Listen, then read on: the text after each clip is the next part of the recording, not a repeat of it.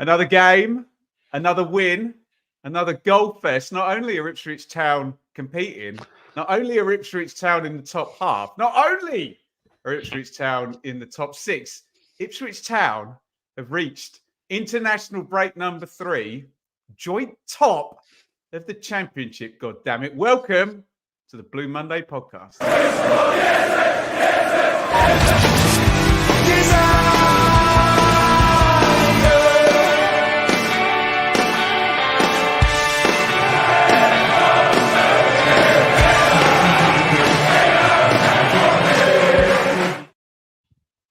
Dave, whatever happens from now on, I think we need to take stock now, because for 2 weeks, this is frozen in time. We know the parachute teams are coming. We get it. They're all playing well. But this is now, well, nobody in the championship in the last 10 years, that is 240 teams. Well, take Leicester out because they're equal. But nobody has scored more points than this team at the moment. Before we get into this, just reflect on the peak of Ipswich Town during the Blue Monday podcast era, which is right now. Yeah, it's got, well, not got to be, it is, isn't it? It's just unprecedented, isn't it? It really is. Just the longevity of this run, this great start to the season is just incredible, and it's just built, as we said, me and Rich said the other night, it's built on sound fundamentals and an absolutely brilliant team spirit, which is obviously second to none. And I think yesterday was another case in point there. Just incredible. As we all keep saying, enjoy it while it's lasts. We all know the games we've got coming up in December, but you'd rather be 9 points ahead than chasing it with those games coming up. So yeah, just enjoy it. I said on a piece today, Joe, for Ipswich to be within 8 points of Leeds and Southampton would be impressive. Yeah. For Ipswich to be 8 points ahead of Leeds and Southampton is extraordinary where we've got to now. Well, yeah, because you look at the sort of the last international break when that came, and I think we were 9 points ahead at that point, weren't we? And there's this whole thing leads to sort of saying, "Oh, we're coming for Ipswich now. We've had this brilliant period. We're flying." It's like, you've gained 1 point in 5 games. Can I just give you a quick stat, Joe, before you continue? Last 8 games, Leicester, 18 points. Leeds, 18 points. Ipswich, 18 points. Wow. Southampton, 20 points. So if there's any gaps, it's Southampton have taken 2 out of everybody in the last 8 games. Continue, Joe. Yeah, and you listen to that and you see, Michael Carrick's Middlesbrough now coming. So we've just got we're just building ourselves such a cushion, aren't we, at the moment, that when you start doing the sums for what points are needed, it's crazy, really, isn't it? And if you can't enjoy this, you're not going to enjoy anything. We just need to be good from here on out, don't we? We're going to be right up there. 100%. Right, that's the big picture. We'll get into the minutiae. Welcome everybody to the Blue Monday podcast as ever. Thank you, everybody. Loads of you in the chat. It's moving beautifully. Have your say during the show. We're here live every Sunday at 8 p.m. We love to hear from you. We'll put as many up as we can during the show, and we'll do some full on Q&A. If you are listening after the fact, if you're proper old school, we love you just as much, maybe even more. No, we don't, Dave. We love them exactly the same amount, down to the right percent. Fantastic. Great. Thank you for tuning in. And let's get into Ipswich 3, Swansea 2. I had my little fan hub app up, Joe, and I got 9 out of 11. I got Brandon Williams wrong, and I got Massimo Luongo wrong. So here is your team. Cladkey in goal. No Williams at right back again. Clark and Davis are the fullbacks. Burgess Wolfenden, Morsey and Jack Taylor. And Dave is going to get to say Thunder Bastard in about 10 minutes, which I'm very much looking forward to. Amari Hutchison, Connor Chaplin, Nathan Broadhead, praise the Lord, is back, and George Hurst up top. Your thoughts on the last 11 before the 2-week break, Joe? Yeah, I was quite happy with the team. I think Jack Taylor has been banging on the door for his last few substitute appearances. Each time he's come on, he's done well. It wasn't just a goal at Rotherham. He seems to know what he's going to do now, where when he came into that Southampton game, he still looked a little bit not quite where he needed to be with regards to how we play, where every game he's played, he seems to have improved from there. And like I say, you don't spend £1.5 million on a player, give him a 3 or 4 year contract in the summer to not play them, do you? And he's now sort of worked his way into team. Massimo Luongo is, I'd maybe looked a little bit leggy in the last couple of games. And we also know, like Cameron Burgess, with regards to Axel Tuanzebe playing against Rotherham on Tuesday, and he said it's because we're going to be without Burgess for January. Well, we know we're going to be. Wasn't he? He was, yeah. But it means we're going to have to be without Luongo for January as well. So we need to make sure that Taylor is up to speed to cover that period. And no, it was great to see him in there, and that was sort of the main takeaway really from it, wasn't it? What's your thoughts, Dave? Yeah, I think I agree largely with Joe there. Me and Rich sort of said after the Rotherham game that we thought one or two players looked a bit leggy that night, but it may just have been the trip up there, conditions, etc. But and certainly Taylor was one that we thought might well come in for Luongo, and we were proved right. It was a bit of an odd one. Brandon Williams was on the bench the other night, but we understand he's still under the weather, so he obviously didn't appear in the squad yesterday. So Clark, who I didn't think did badly the other night, quite rightly kept the right back slot. The boys were rightly, well, Joe, you were on the show, weren't you? Rightly full of praise for Mike Duff and the work he did with Barnsley. Really good opponent for us, or against us. No, we beat him handily in that massive game, but a lot of respect rightly shown. And this is his Swansea team. Rushworth, did we come up against him for Lincoln last City? Is that right? Yeah, was he there? He had a really good game at Lincoln against us where we drew. That's right. Yeah. 1-1. Timon and Ashby are the fullbacks. Darling and Humphreys. Ashby was on loan from Newcastle. Humphreys from Chelsea. A couple of Premier League loanees there, and a very expensive centre back in Darling, who we came up against for MK in League One. Grimes is always good, isn't he? Fulton, Timon was a couple of million at the other fullback position. I know, well, wasn't he? That surprised me actually, because wow. He wasn't a first teamer at Stoke, was he? Fulton comes in for Patino, who was suspended, which we thought was good news until minute number whatever it was, and he scored. Cullen Patterson, who we've come up against many times, I think he might have scored in that.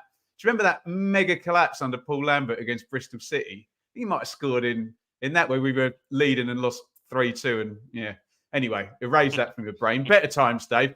Jamal Lowe and Jerry Yates. And Dave, this is where I just love this team so much, because on paper before the season, if you'd have offered me a load of those Swansea players and I could swap them and put them in, I'm putting a few of them in. I'm not now, but decent championship players, aren't they? Yeah, no, absolutely. I mean, I think we were kind of linked with Yates, or have been linked with Yates, whether it be over the summer or certainly windows before that. Grimes are always Grimes a quality player, and he's lovely footballer. And you say Darling at the back, expensive signing. Certainly didn't realise they paid that for that time, and he didn't really think he was up to much at all. He was an under-21 rep once, Dave, wasn't he? Was he really? Honestly. Never really followed it through, has he? No. But as was mentioned on the I think in the Telegram group, it's a solid, pretty much proven championship side, most of it, isn't it? Yeah, 100%. Anyone you were particularly looking forward to seeing out of that Swans 11, Joe?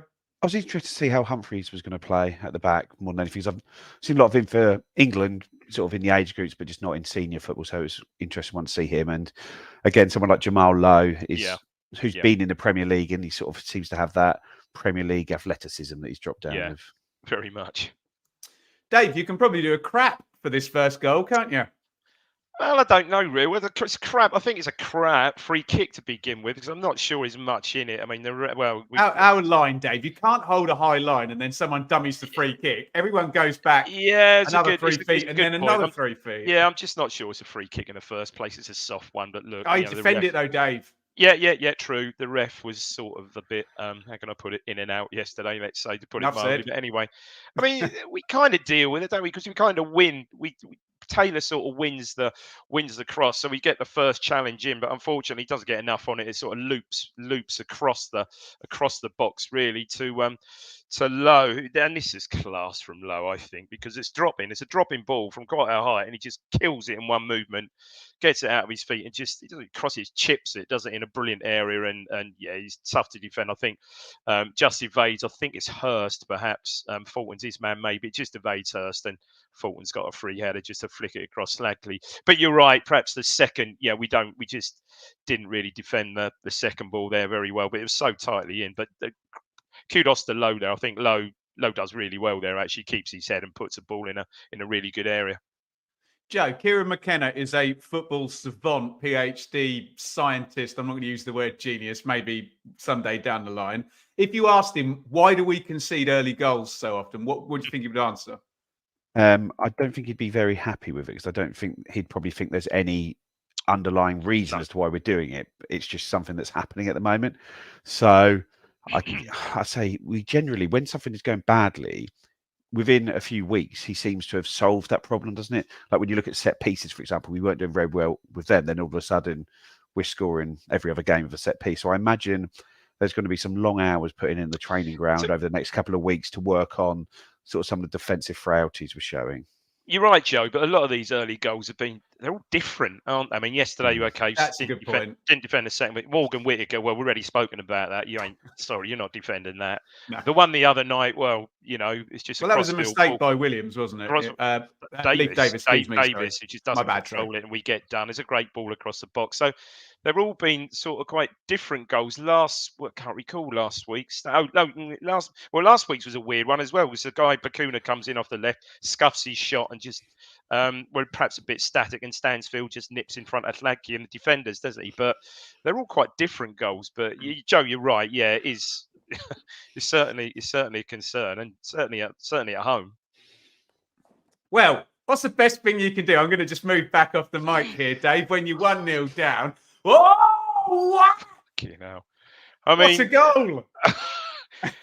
Yeah, I mean, we'd sort of been building up a little bit of a head of steam. I can't recall, had we started to miss chances by then? I can't remember. And then we had the one where that again, the side hasn't really done their homework, where Davis plays the free kick across the box, across the penalty spot, and Chaplin makes his run, and 9 times out of 10 he sweeps those in, doesn't he? But he sort of catch it right, sort of scoops it, and that just goes over the bar. So I think that was only a couple of minutes before.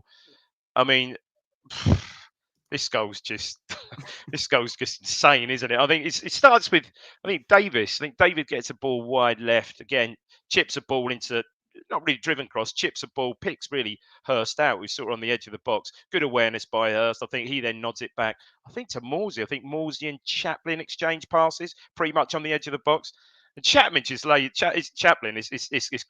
Chaplin just plays a lovely weighted ball, and Taylor, I think started the move actually with the pass to Davis. Davis has then come in off the left. Holy shit! He just gets a ball out of his feet and absolutely rifles it in 30 yards, probably on an angle. It's beautiful. Big angle, Dave. So it's a great goal. Just scrapes the post as it goes in. Not quite, pretty much in the top bit, not quite. But yeah, if we're categorising Thunder Bastards, that's a category 1. Yeah, that's a category. Definitely. It was almost like when you've got a tennis ball and just a tennis racket, you just smash it. Sort of an underhand smash as hard as you can, isn't it? It just sort of the technique. And like I say, I was right behind that goal, but just the dip and everything on it is just I mean, that was 30. It's got to be 30 yards, certainly 20, 28 yards, 30 yards, definitely. So we know he came into Bobby Robson's suite afterwards. Joe, go on, Joe. If we're praising Kieran McKenna, Joe, is this as simple as, right, Jack, when you're near the goal, you can kick it really, really hard, can't you? Do that, yeah? Kick it hard. Yeah. He just said, that's sort of in my range. I like to shoot from that position. I'm normally pretty good at shooting from that position, so I thought I'd that sort of hit. But it was quite an interesting little interview with Chaplin afterwards. So they say, he does it in training all the time. And he says, no, you don't really shoot that much in training. No, he just he saves it for match day. Wear out his poor old hamstrings. Smashing the ball that's hard. A couple he's got. I mean, the Wolves one, that was barring in, so that certainly qualifies. And I think, what's the other one we got this season? Oh yeah, Broadhead. Broadhead is against Cardiff. Yeah. So I think that's probably 3 we can put into that category so far. But what a strike! And it was just beautiful. I know I laugh and say, what a shape you made. But if you look at the still, he's got both feet off the ground. He's getting proper velocity, venom in it, Ben. A lot of venom in that one, mate. What a goal. Venom. Joe, take us up because the chances are now going to start to come thick and fast, and it could have been 2-3, 2-3-4. Talk about the chances, and I'm going to do something we should never do on this podcast. I didn't think Connor Chaplin was very good against Rotherham, so great to see him pop up with a goal. It was just a mad 10 minutes after that, wasn't it? Because almost straight from the kickoff, they pass the ball back to the keeper and he misses it and it just goes past the post. And then from the corner, it comes over, and does Burgess have a chance from there? Or no, is it Hurst? So. No, Burgess. And then it sort of goes from there, and then Clark has a shot which he blazes sort of high and wide. Then they take... Oh, no, then the ball goes through and there's a lovely little bit of football in the midfield, sort of string a good 10, 15 passes together. And Taylor then just does a lovely outside of the boot with a little bit of check on it for Chaplin to run on. And then Chaplin just, I don't know, he's sort of caught in two minds between passing or shooting. And he ends up hit just... that right foot, isn't he? Yeah, just sort of doing neither. And then from that goal kick, Hutchinson gets the ball off Humphreys and takes it in. And it's almost like, where's the goalie? He's got to come out, and he didn't know what to do because the keeper didn't come out and commit himself. He just stood on the line, so he kicked at him, and then went back to Chaplin, and Chaplin blazed over. And that was with all, this was all within about 3 minutes of each other. Probably in about 200 seconds, there was probably 5 good chances, and then I say, and there's another one after that as well where they're through, but it's effectively it's a throw into the box, isn't it? That long throw into the box, Joe. Hurst just does well, holds it up, and just sort of gets a little flick to Chaplin. Chaplin's first to react and just takes it off the defender's toe, doesn't it? And catches the keeper cold. But it was just, and then even from there, then Hutchinson is through again and tries to pass it to Broadhead. And this was just, that was they insane, were playing this high one. line, weren't they? They would. I wouldn't have been surprised if that one be disallowed because the lino put his flag up for Hurst. Yeah, he did. And then Hurst dummies the ball. He lets it go through his legs, and then they play on. But it wouldn't have surprised me had they then gone back and disallowed that one, had that gone in. But they were just playing this high line, and we were just... Barnsley used to defend the halfway line with Duff last year, didn't they? There was one just they just before didn't defend it, though. That was a problem. They were just on the halfway line. There was one just before that when I think it was Morsey placed Chaplin in one-on-one, and he's clearly onside. The lino gives it. Then you look across, you see McKenna going to check the laptop, and he's out giving the fourth official absolute pelters. So clearly that was onside as well. They were just all over the Hutchinson chance was an interesting one because he almost takes it in too far, doesn't he? He almost takes it too close to the keeper. But as you said, Joe, the keeper does well because he just stands there. He doesn't do anything, does he? Dave, just take us to half time. Do you think it would have got as loose? Do you think it was a consequence of, a couple of goals going in that just made it a really, really loose game? Oh, and by the way, just talk to me as well about Chaplin and Cullen, because that's going to be important later as well, isn't it? Yeah, well, that was I'm just trying to think how that started. That one. I mean, it started. There was that's right. It was sort of like 1-2 with, was it Chaplin or was it Taylor and Clark? Broadhead goes down easily. Broadhead sort of skips inside and just takes a touch past a man and goes down. The ones that you get a free kick for 9 times out of 10. Maybe that's the second phase of play because I know I saw it earlier. The ball kind of runs off. Clark plays a 1-2 with, it must have been Hutchison in, and the ball kind of he does, and the ball runs off. And I thought, why are they showing this? And then of course when the camera pans back, that's when it's all kicking off with Chaplin and Cullen. So yeah, there was a bit of it going all through the game. It was just a little bit of an undercurrent there. It was all kicking off on a touchline as well. Because at times, Joe, you got to admit the ref just lost it a bit. I mean, someone said it was his second game at that level. I'm not sure if that's true, but yeah, the ref. Yeah, he didn't have a grip at all at some moments of that game, and he wasn't getting a lot of help from his linos because they. No, but I mean, even like the linesman was just getting stuff wrong, like in our favour and against us, for us and against us. He was just getting things, but like massively wrong. Like that one, the Chaplin one, he was probably 2 yards on side. It wasn't even close, and. So then all of a sudden that's getting the crowd furthermore on the officials' back. So I think he was, like I say, he was losing control and there's some bad decisions being made. So everyone was on him. Their fans were on him. Our fans were on him. And it was just a mad one. But it wouldn't, honestly, Ben, if it had been Yeah, just can you 5, do the halftime sum up, Dave? if it had been a 5-1 at half time, they couldn't have complained. I mean, they were good chances, and they're the sort of chances where you think, okay, Swansea, after they scored and after we got on top and created all these chances, didn't really create much. Well, I barely got out of the half, did they? For the rest of the half, I can't really recall anything. So yeah, obviously disappointing at conceding the first goal, but as brilliant as usual. Worked their way back in the game, got the stunning equaliser, and then took it on from there. As I said, if that had been, I say 4 or 5 at half time, given the quality of those chances, they couldn't have complained at that.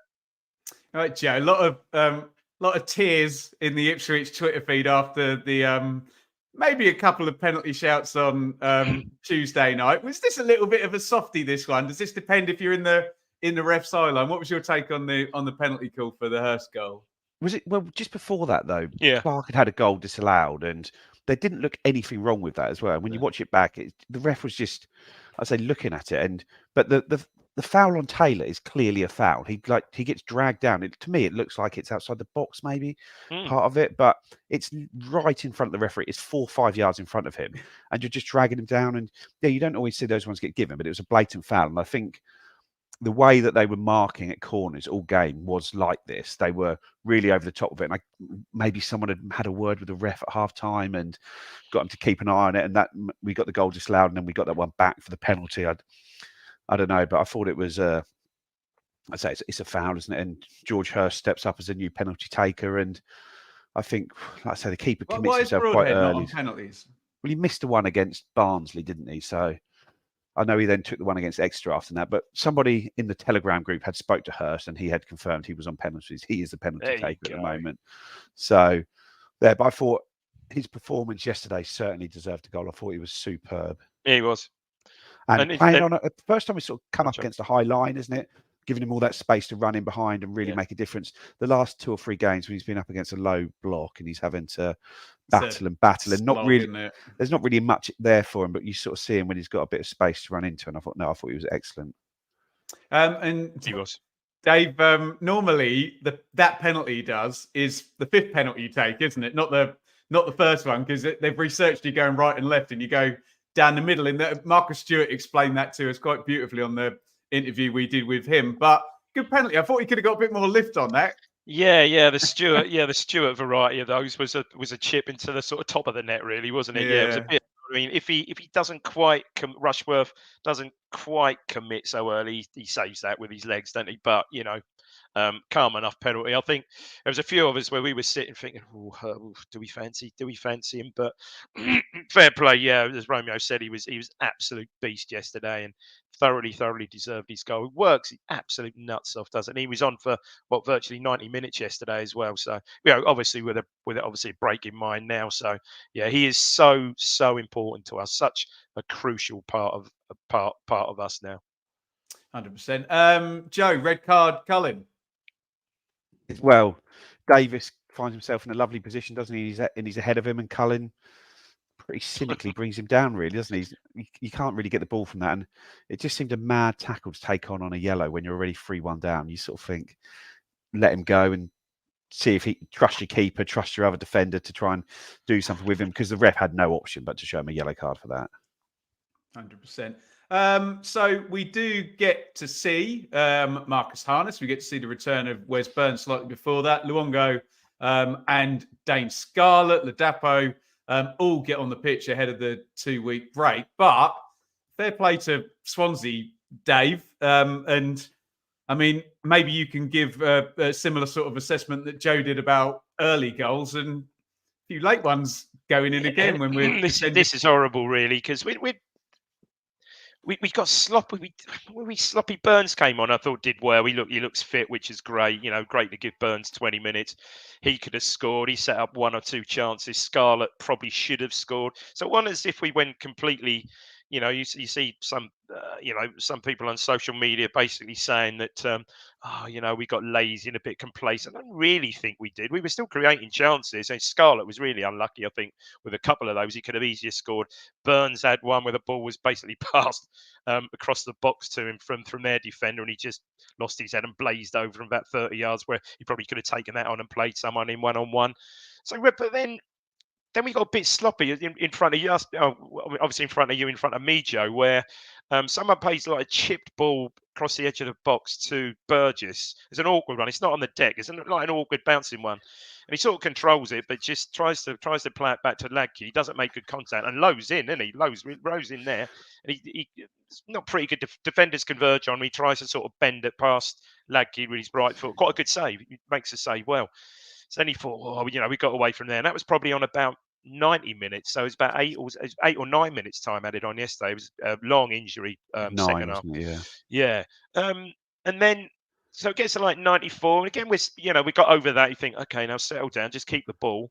And the ball sort of crossed their box, and it finds its way to low, wide left. And it's just a bit lax, isn't it, really? Wolfenden, I think, could take him out there. He could take him. So as he gets control, all right, he's perhaps got a I'd say half a yard. He's got a little bit in front of Wolfenden. But I think Wolfenden can make the slide there and take him out on the touchline. He doesn't. He tries to, I think, shepherd him out. And Lowe's just got too much pace for him. 94th minute. Lowe's, I thought Lowe was sharp all day, actually. He's got too much pace for him. And he allows him to get around him. But this time he's made the box. So if he trips him there, it's a penalty. Well, red, probably not. I don't know. But anyway, it's because he's right tight to the byline. And he's allowed to come in. Haladki, perhaps a bit static. Could he do more? But he just gets out. It's a good extra touch from. It's a good extra touch from Lowe. I like Lowe. Yeah. I really thought he was good. But I think Clark needs to help out no. Wolfie on that one. I was coming to that, Joe. Clark was just sort of like jogging back. Clark's got to bust the gut in a straight line to anticipate that, and basically cut that off. As he doesn't really give him the opportunity. So by the time, if he does get round Wolfenden on the byline, Clark's there to defend the 6-yard box, but he's kind of sort of jogging back, really. Doesn't, I think he just, again, Wolfenden didn't have a good game yesterday. I think he just assumed that Wolfenden was probably not only going to tackle him, but probably going to win the ball and come away with it, probably, as is his want. But yeah, it's an annoying one. And I think, again, in this Chaplin interview afterwards, he said, it was a kind of almost like, we dropped 2 points. We were so disappointed to lose that goal, and obviously the manager weren't happy about that. Scruffy goal, and then virtually last kick of the game, the ball is worked to our right. It's go flick back across the box, and it's worked again to Lowe. Clark is too touch tight to him, and he just dummies Clark. He gets in a great position, great goalkeeping from Ladke, because Lowe does the right thing, doesn't he? Gets to the byline, cracks the ball across. And fortunately, Ladke drops on it. But it was just unnecessary, really. And as people have said on the Telegram group, that happened at Sunderland as well. They really, we really looked worse after they got back to 10. I mean, I know that can happen sometimes, but it shouldn't. Not at home. Not when you're at home. It shouldn't happen. No. Joe, do you want to get into the summings up? And I totally agreed with what you said about the context going in, that you've drawn these two away games. To get that win was just going to be absolutely vital with the 2 weeks coming, and it's 12 undefeated now. And I mean, the points total's ungodly. We weren't to know that Leicester were going to, not score a point. We've put 5 on the board, obviously, since with our 3 games since they've done that. But sum up Swansea and just talk big picture about how important the timing of that win was. Well, I think you take the first 10 minutes of the game and the last 10 minutes of the game, and it's almost like a 9 out of 10 performance for the rest of that, other than probably a 1 mark off for some sort of profligate finishing, really, because that was a game that could have been anything. We could have scored 6-7 goals in that. I don't think that would have. I think 3-2 flattered them, basically. So we did that. But you look at if you sort of break the season down into this sort of 5-game period between the last international break and this one, we've had 3 away games, 2 home games, and you've come out with more than 2 points a game. And the form we haven't always looked like we've been at our fluid best, just because you just aren't at the Championship. You can't be like that every game, every week. You're not going to play like you did against Hull or like we did for 80 minutes yesterday every week. And you look at it and you think, bloody hell, 11 points out of 5 games. What a incredible pickup. I think I was shouting at David Gainford saying 11, and he took one off, didn't he? I always bully him into changing. You always do. You always make me feel bad. Yeah, I know. And I think, obviously, the 2 draws last week, I think they'll go down as probably decent draws now when you look at it, because of what they've been followed up with. But had it been another draw yesterday, especially from where we were in the game, I think everyone would have felt a bit flat with that, and you'd be looking at the league table, be looking down rather than at the moment you're sort of looking up, really, aren't you? So like I say, it's just a fantastic. This season just continues to defy logic, expectation, everything really, doesn't it? Not going over the top. I think looking at we're only second by 4 goals. Probably are enough good chances there. We might well have been top tonight. Seriously, honestly, not Middlesbrough. far, Joe. Not far off, was it? Really? No, Another 4 we goals could have there. easily had Really 2 or not. 3 goals there, couldn't you? Honestly, yeah. It's just incredible because, and you can sum up now, Dave. I was having a look. So if Leeds beat Rotherham, they're going ahead of everyone playing on the Friday night. They'll have 34 points from 17. So they'd be at 2 points per game. They would be top, nicely, comfortably top most seasons, wouldn't they, with that? It's got to be soul destroying, absolutely soul destroying. Now we just keep. I think they're okay. No. I think no. Obviously, I think though, yeah. But even so, yeah, it is just incredible. And as you said, it quite rightly at the start, so 4 teams. If we're saying there's 4 teams in the mix at the moment, bringing Southampton into that, obviously we're in 4th. If it was the other way round and we were 8 points behind, we were the team chasing Leeds, 8 points behind in 3rd or 4th, we'd have thought, what a season we're having. But this is just completely off the charts, isn't it? It's Well, you do enough. Crikey, your championship stuff that you do. I mean, how are other clubs outside perhaps of Leeds perceiving it all? Are they just expecting it to blow at some point? Yeah. Do you remember? I always use this as an example. Do you remember when we had to cover Norwich in 2018-19, going from 14th to 1st, having got an unknown manager and a load of foreign players? And you kind of go through these stages of denial, then you put it down to luck and all that. I'm seeing a lot of that, how we're being, they can't score worldies every week. They can't win 3-2, 4-2 every week. So I'm seeing a lot of the things that people say about good sides before they realise that, because in the end with that Norwich team, for example, we got to, I remember Joe texted me after a game I went to, they played in February. I don't make this about bloody Norwich, but we all got to the point where it's like, no, they're just really good, and they're probably going to get promoted. So that would be my answer to that, Dave. I'm seeing a lot of the you can't score worldies every week, and then I had a couple of bits on Twitter where I say, well, okay, here's the shot map and the XG. Not sure we're winning because of a load of worldies. Just put me right on that though. So 17-18. So that was 17-18. When were they when were they last in the Premier League before then? Norwich. Few seasons. Well, the season when they beat us in the playoffs, unfortunately. So 15, so 14-15. So 15, 16, of course, yes. So so that season they were a parachute team, effectively. No, it was the year after they run out. Okay. Yeah, it was the year after they run out. But but that was it. We've gone off on a tangent. But it's a good question, Dave. That's how we're being perceived. And what I'm trying to do with these, and I find it very flattering, Joe, that I don't want to sound like a snobby Ipswich fan here. I find it very flattering how threatened 3 year one parachute teams with vast squads and gigantic wage bills and 500% of the broadcast money we've got. And I'm just kind of pointing out to them, look, in any universe, we're anywhere near you guys. You lot have failed, because you should be miles ahead of us. But look at what we're doing, Joe. Turn it around. And this is a thing, like with last season in League One, where the talk was, Ipswich are the big spenders, Sheffield Wednesday are the big spenders, Plymouth are keeping up with them and they're going. And people say, no, is it a failure if we don't go up? And it's not a failure like last year. It's not a failure if you don't go up. If you get 90, like Sheffield Wednesday got 96 points, they haven't failed. They've just been incredibly unlucky. But they obviously went up through the playoffs. And it's like this year, if we can just keep going and you end up with 95 points, well, then the parachute teams that don't make it up, they haven't been bad. They just have been unlucky that they've caught a team which have got lightning in a bottle and been able to just make the most of it. And where I think the difference between us and Norwich over the last decade, maybe even a bit longer, is whenever they've had half a chance to do something. Oh, yes. They've grabbed it with both hands, where when we've had sort of a golden chance, we seem to just juggle it and drop it. And we just haven't taken advantage of anything that's happened for us until Kieran McKenna's come in. And now hopefully he's the one that will help us become the team that has that ruthless streak at the end of it, that can just, when something is in reaching distance, you reach out and you grab it and you do it. So that's all we can hope for, isn't it?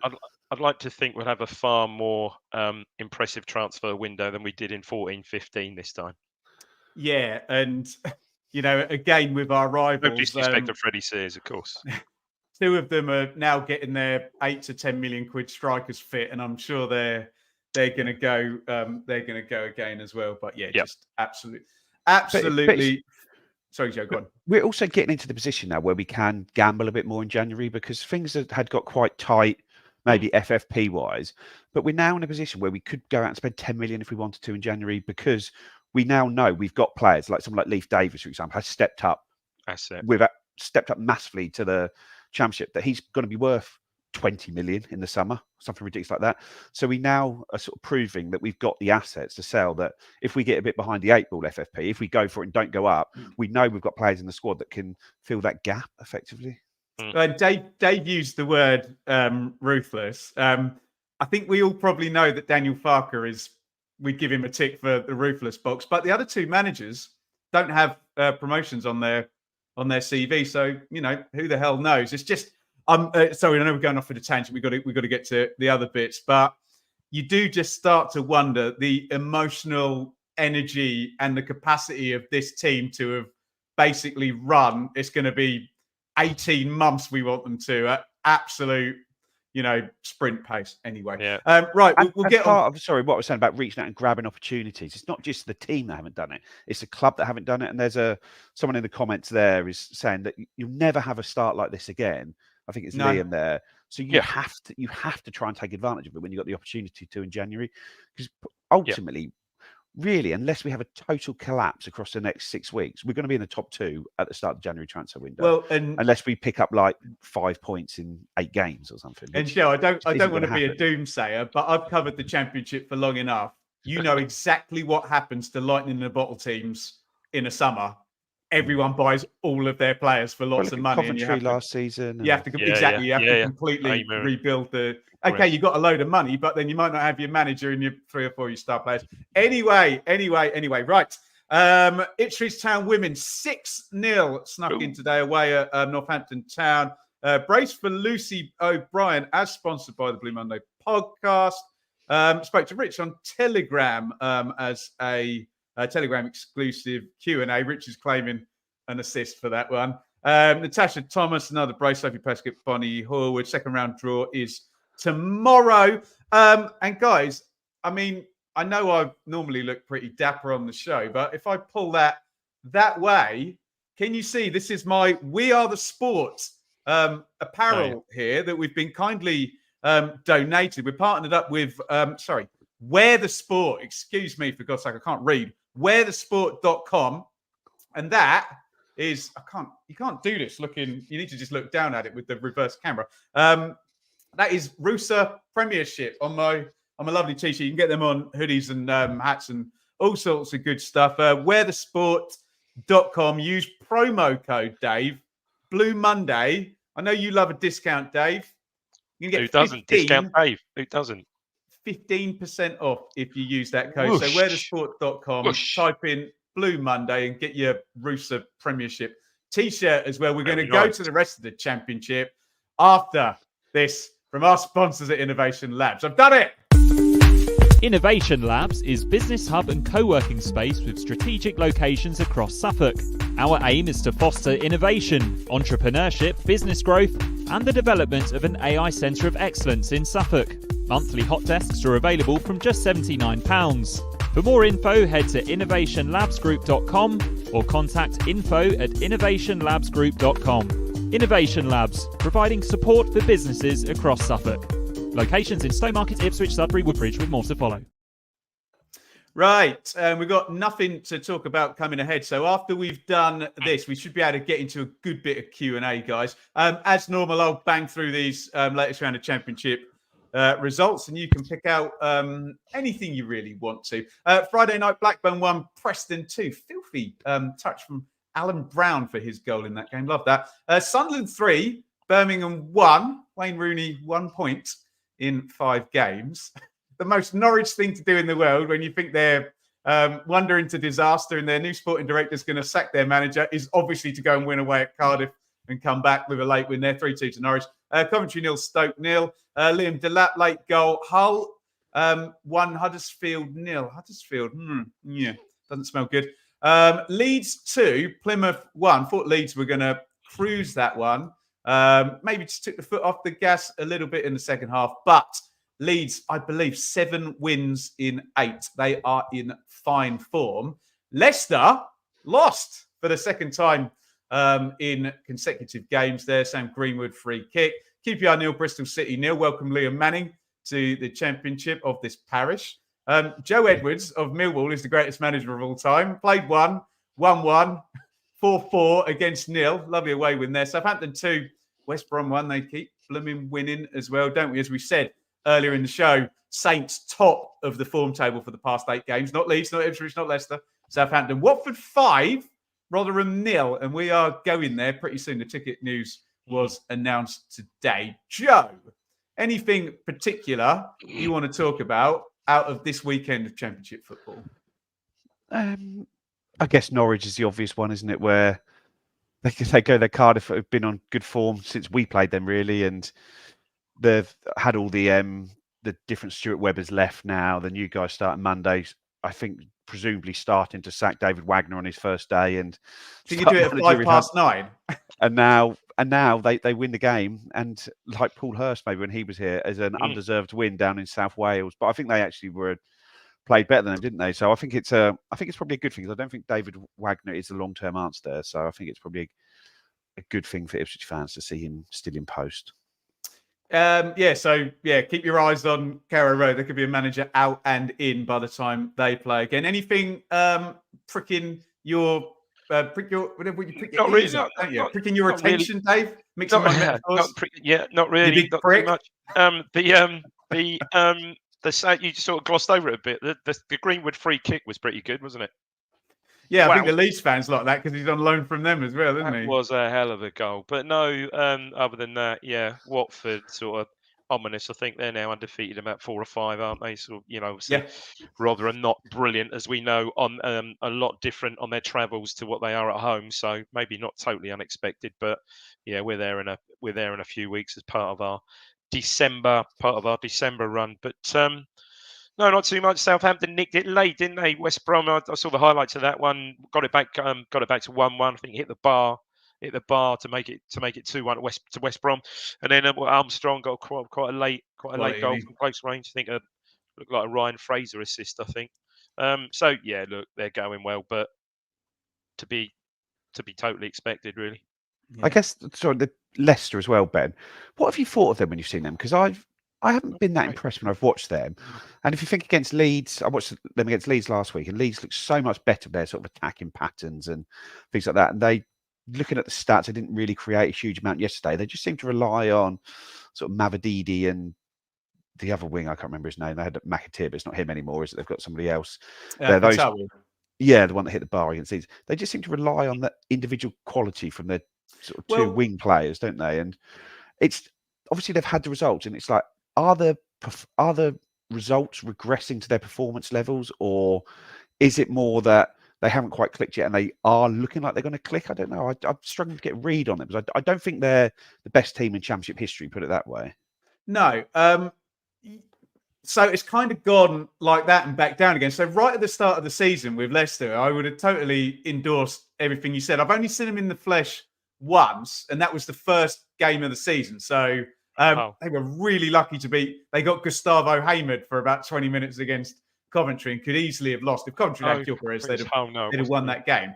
I've done a couple of watch-alongs, and they thrashed Southampton, but Southampton were at their hapless Russell Martin Open worse then. And then, Joe, I would have said, okay, they've got it right now. It's all kind of clicking, and off they go up to their 95, 100 points or whatever. I don't know. Maybe these last 2 games will put them back on their heels a little bit. I think there's a couple of easy games straight after the break, haven't they? Yeah, right. I just think they've got such good. Leicester are not like a normal team that gets relegated from the Premier League. A lot of those are circling the drain for a long time. Leicester finished 5th twice in the last 5 years in the Premier League. This is not Burnley circling. I know Burnley were brilliant, but do you know what I'm saying? And they brought down some real quality. And to your point, I think if they're half well coached, they're going to pick up a load of points.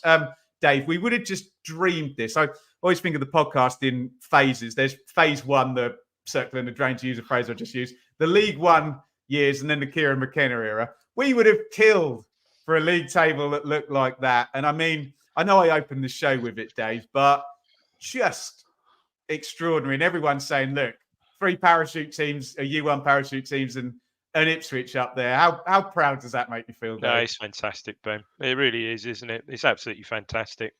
Yeah, I think we did. I think we did we not. I think we've covered this before. Did we not go top the Ryan Fraser season briefly after about 3 or 4 games with a win at Preston? Well, even so. But no, this is just unprecedented, isn't it? And it's just absolutely brilliant to see. And look. And we were tipped quite. The pundits did tip us quite strongly at the start of the season. But even that was for promotion, for goodness' sake. So playoffs, maybe no one could have envisaged this start. No one at all. Well, no matter how much you tip somebody, you don't expect them to have 39 points after 16 games, do you? No chance. Even if you know they've got quality, they're going to do well. That's half of 78 points, which I think is.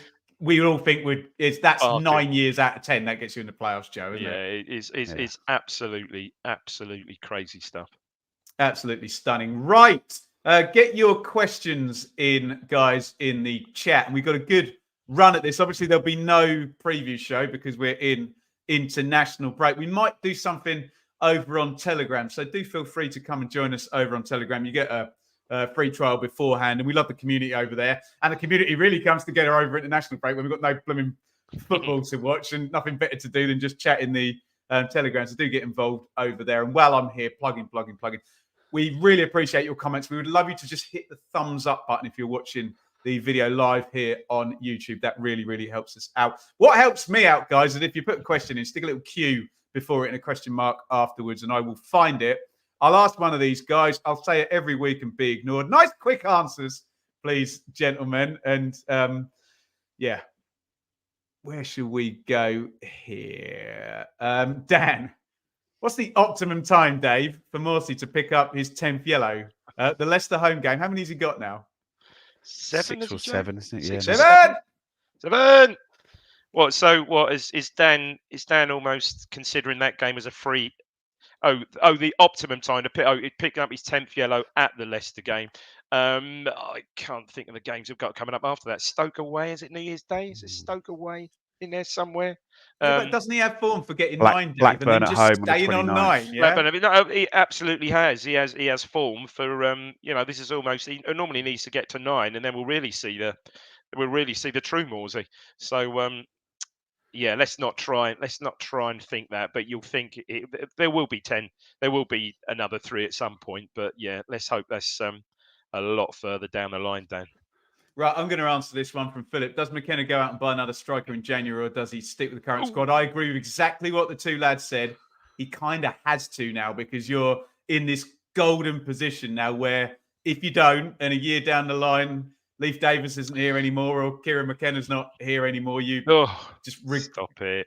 You just regret that moment. So yeah, I would think. And I don't know about you guys. I've got total confidence in Ladapo as a totally effective replacement for Hurst. Dave, from a strategic point of view now, at the start of the season. Because we know not to get all technical about this, promotion bonuses are not included in your FFP calculation. So what we've seen is the parachute teams load up and they'll pay literally 20 million quid out of promotion bonuses, knowing there's 100 million coming in next season. It's all very well at the start of the season, someone saying, come to us on loan and we'll give you £500,000 quid if we get promoted. Ipswich can now do that in January with a very serious. So someone coming on a short term, FFP then becomes less of an issue because you can weight a lot of the money into a promotion bonus afterwards, which everybody has done. And, maybe you can attract a really, we've seen sort of Cameron Archer go into various places halfway through. I know that's not him specifically, but you can really, for God's sake, Mitrovic that was how he started at Fulham, a January loan, wasn't it? Yeah, he was. But also, you were now in a position as well, which you'll know more about than we do, Ben, where Championship clubs who have got good players on loan from the Premier League, that their Premier League team might want to take them from there and give them to another bump team. them up, don't they? We are now the team that can be bumped up to. Even if someone like Hull drop off and you say, actually, well, we'll take Scott Twine or Liam Delap back and put them at Ipswich because they're going to be at the top of the league or someone like that. That's exactly my point. He's a player. He would fit the mould. Liam Delap, definitely. Wow. Okay, well, Hull might be a little bit. No. I totally agree, and no disrespect to Hull, but yeah, that type of player, I'm saying, yeah. Oh, absolutely. and Joe is totally right. And Conor Gallagher is the one who's now playing first team for Chelsea. Yeah. Was it Charlton? Got bumped to Swansea. Charlton got relegated after he left, and I remember Reece Norrington-Davis. Although that didn't end very well for him because I think Luton actually ended up finishing higher than Stoke when he jumped. But yeah, Joe's totally right, actually, when those brutal Premier League clubs rehouse their players. Dave, is it? No, it's Joe's question. Sorry. How much of Leif Davis's contribution is innate ability? How much is it down to the system we play and his role? Would Leif Davis, I don't know, be as successful in a team that did not play the same way as KM? Well, one thing sort of that jumped out at me, Connor Chaplin did a pitch walk interview with Andy Warren on Town TV, and they were talking about set pieces, and he said basically Charlie Turnbull designs us up these set pieces every week, and he designed us this one up, which was the one that resulted in Harry Clark's goal. Sorry, excuse me. He designed the one up where Chaplin scored the goal against, was it Preston the other week? And it's like, so obviously you need to design these set pieces up, but you also need a player who can put the ball on a different sixpence in the box, depending on what you've with new instructions every single week. Yeah, and it's like you've got to land a ball on Harry Clark's head when he's peeling off to the backstop. You've got to land a ball on Connor Chaplin's foot when he's doing that. So, sort of forgetting the open sort of play side of it, just having that absolute, almost like that sheer level of set pieces. And it's like, is there a better set piece taker in the Championship than him? Well, the numbers would probably suggest no at the moment. And Silver Thomas, possibly. Yeah, really maybe, good. He takes, but a lot of that is because he's good at free kicks as well. So that shows on that. Where this is all just corners and deliveries, isn't it? As opposed to actual shooting, isn't it? So he's got that quality. But yeah, no, the team is set up to showcase his talents, but he's still got to take advantage of it when he gets the opportunities, and is doing. Yeah, and we've this has come up on the pod a few times over the years, hasn't it? We've always said you set your team up to. Remember that? I know we talk about Thierry Henry and Arsene Wenger, but they set the whole thing up. The whole plan was so Thierry Henry was on the halfway line on the left wing with no one marking him, wasn't it? That was the whole game plan. But Leif Davis, Thierry Henry. Ashley, Dave, are we at the stage of Taylor being more of a regular starter over Luongo? I don't know what your answer is going to be, Dave, but surely we're at the closest to that we've ever been, whether you think he is or not.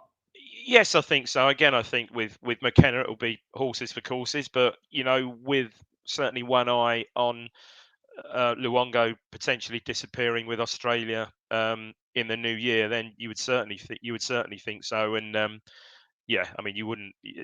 I mean, West Brom away, different. It will be a different game to what it was yesterday, obviously. But I think it'd be very unfortunate to not get a start against West Brom, for instance. So a bit like I think we'll see with Burgess, perhaps Tuanzebe between now and the new year, that Tuanzebe will get more starts because again there's one eye on Burgess also disappearing as well. So Taylor I thought deservedly, Joe, he was man of the match, deservedly man of the match. I thought he was outstanding yesterday, and can only get confidence from that. And I fully expect him to start against West Brom.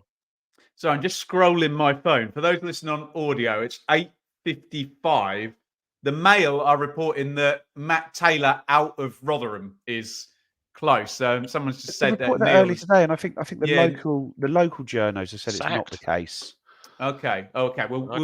We'll say no more on that, but that's a potential international break graveyard business there. Paul, Joe, with AFCON and no more international breaks until March. Excuse me. We'll test the strength and depth of the squad as we have looked leggy in some games up to now. Concerned, I suppose you'd have to be a bit, wouldn't you, Joe? Yeah, but I think that we're already taking steps to eradicate that, aren't we, by the resting and the rotation. And when you look at how we fared in the second half of last season, I think you've just got to trust the performance team that everyone's going to be up to speed for that for the business end of the season. And Yep. whilst a couple of players are looking leggy, we do obviously a few players get off, but we have got a 2-week break now to get everyone back. It's probably been like Wes Burns has had a good rest, where obviously he's had a shoulder injury, but sort of aerobically that probably hasn't pushed him back too far, because he'd have been able to still keep himself fit on that. It's not like a knee injury where you can't do your running, is it, or anything like that. So that's probably going to help him, and it also means he's not going away with Wales for the next 2 weeks. So that's good. Like I said, it's I guess part of the problem that your players going away internationally when you want them just sitting there with their feet up. But no, the squad's in a good shape. I'm going to take this one from AD. Not sure if this question has been asked before. Have we overestimated the quality of the Championship, bearing in mind where we are in the table? It's a great question, AD. Obviously, I'm going to defend our analysis because it's our analysis. I don't think we have. I think the understanding that certainly we discuss around the pod of the Championship in terms of hierarchy and finances is that what you do not want to happen is all 3 year one parachute teams that all have their ducks in a row. Normally by now, one of them's crapped the bed and sacked their manager and they're planning for next season. That's not happened this season. Also, what we got in the Premier League last season was all 3 newly promoted clubs stayed up. So we didn't get a bouncer comes back down, which can sometimes, kind of lessen the quality a little bit in that respect. We have always said, though, beneath that, in the Championship, and Huddersfield under Corberon, Luton and Coventry last season have all proved this, beneath the richest teams, over a 46-game slog with 3-game weeks, the best organised, with the best muscle memory, can get into the playoffs. So I think we've been fairly on it, I would say, without breaking our arms, slapping ourselves on the back. But as Joe has said, not to the point where we think we'd have 39 bloody points after a third of the season. So, no, it's a great question, but I would like to think we've been across it. And it might be wrong place, wrong time with 3 year one parachute teams all scoring 90 points or something. But we are very, very good. Another one there about Luongo Taylor. I think we've kind of covered that. Name names, Dave. Who can we sign as a Hurst-like player? Can I add to that, though, Dave? Go on, Ben. Would you actually want a Hurst-like player? Would you want some more variety? Because Kieran McKenna was talking about variety in one of his presses the other day.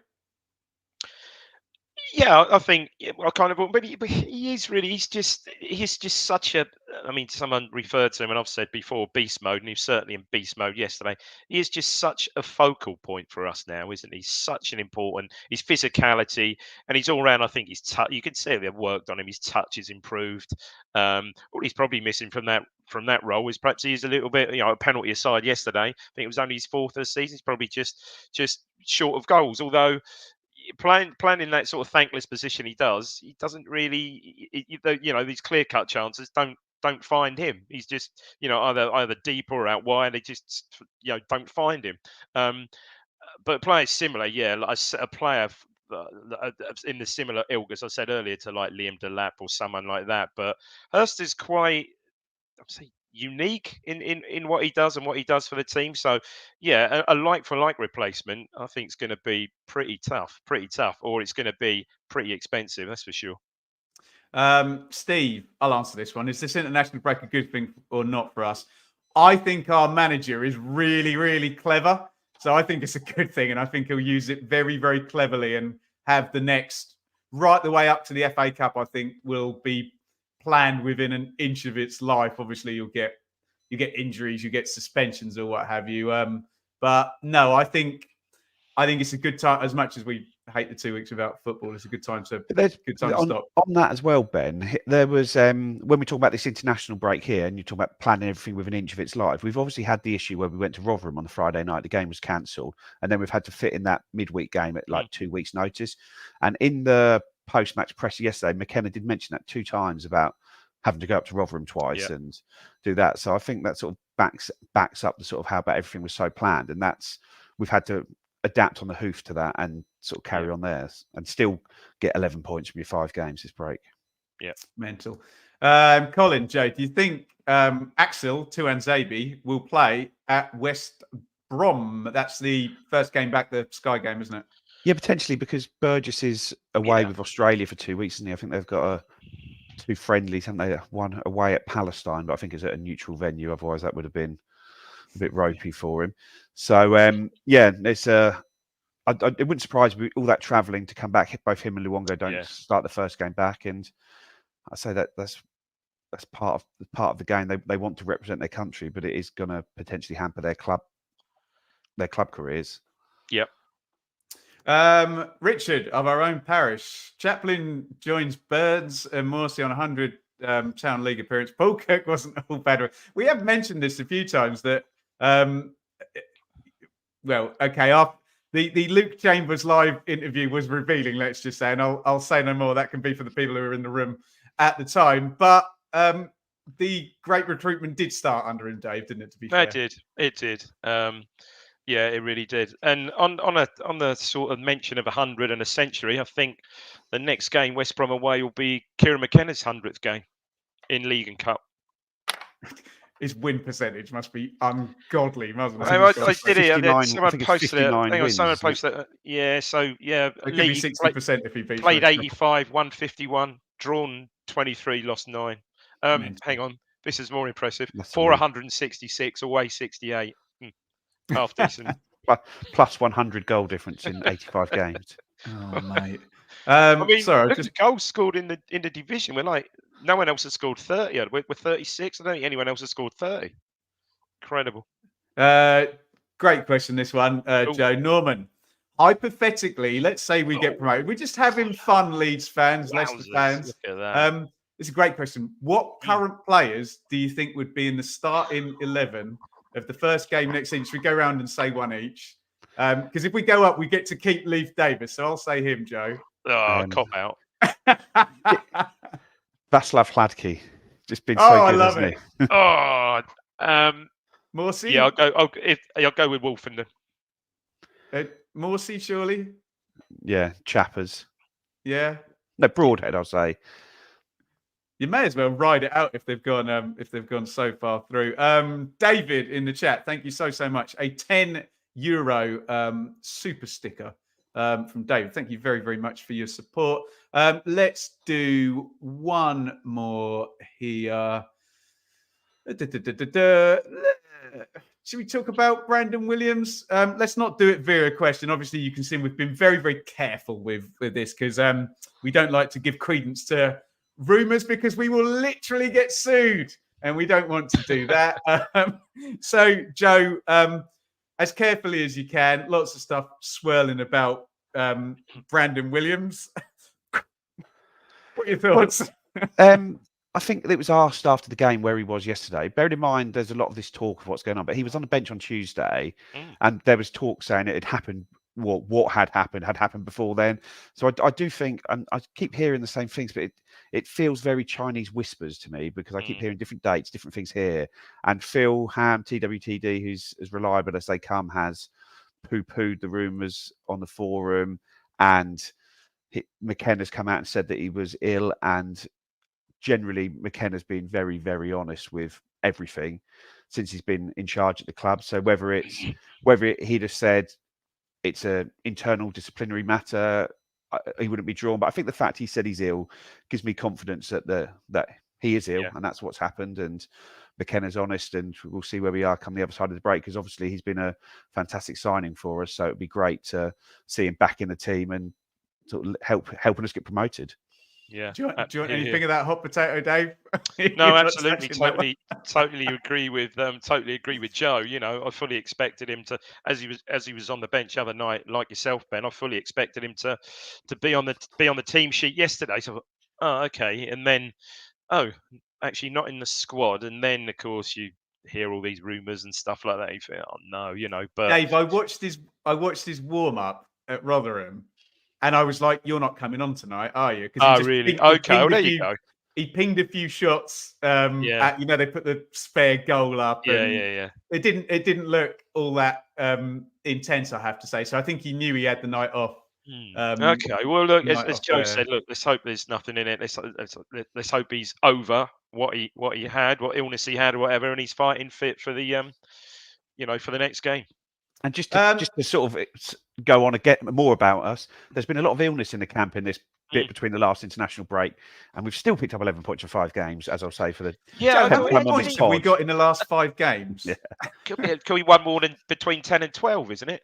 All these mitigating factors, you just remember these. I don't know about you guys. Broadhead doesn't look totally at it to me. Did you think, Joe?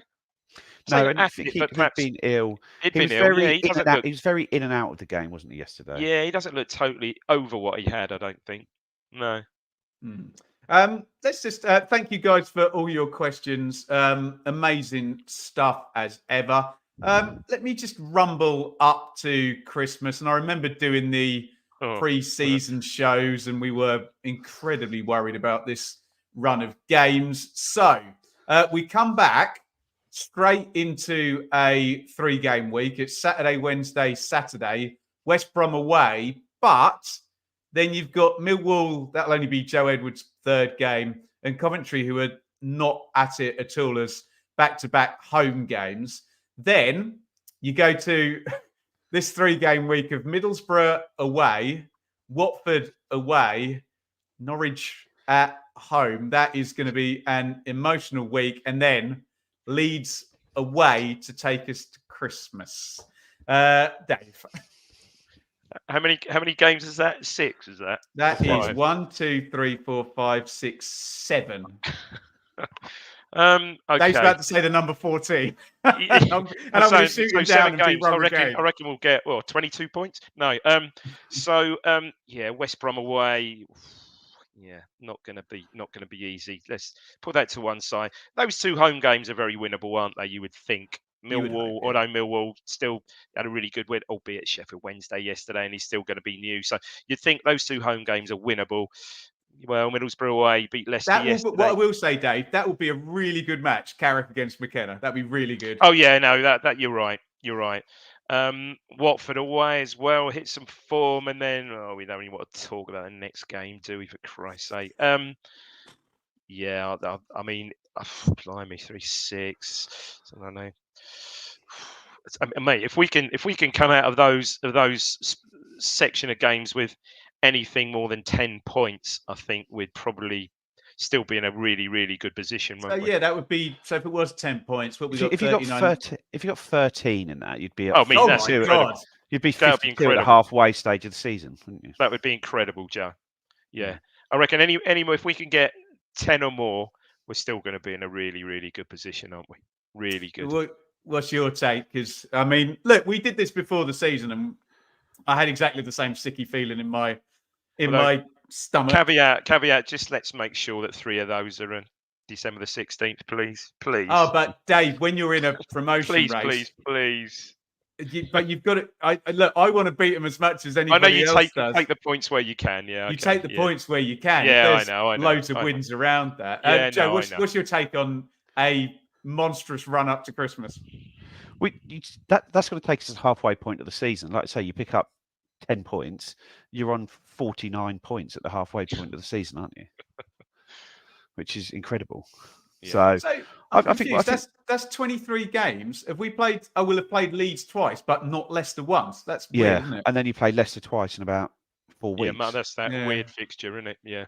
Yeah. So, I think we're in a like I say, I think we could be sitting here at that stage saying, can't believe we managed to pick up 15 points in that run there, and all of a sudden we look at the table and we're still up there. But we're going to need to keep going, aren't we? Just looking at the next spell of games, Leicester have got Watford, is it? Yeah, I think Leicester have got Watford that day next game up. Yeah, and Leeds are rather remote. Look, it's a long old run through, but certainly it would be nice to at least have some sense of gap. Maybe can you defend that 8-point gap over those 7 days? I know a lot of my Leeds correspondents are targeting December the 23rd as the overtake, which would be not the one just going into Christmas. But, you know, what a conversation to be having, though, hey, guys. Right, I think we are just about there. Thank you, everybody, for joining us on the Blue Monday podcast. Normal plug, subscribe on YouTube and follow on Twitter and all of that good stuff. Join up with the Telegram group, and we should have something extra for you over there. Last words, Joe, going into the international break. Put your feet up and enjoy it, fans, because we're going to need you the other side of it. Yeah. Amen. David?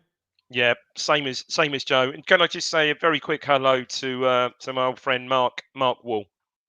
Of course you can, yeah. And as Joe has just said, stick your feet up. There's 2 weeks and just remember where we were and where we are now. And I'll repeat what our statistical guru Chris has told us in the Telegram group. Nobody in the last 10 years of the Championship has had more points than little old League One promotion team, Ipswich Town. This has been the Blue Monday podcast. Thank you for watching. See you again very soon.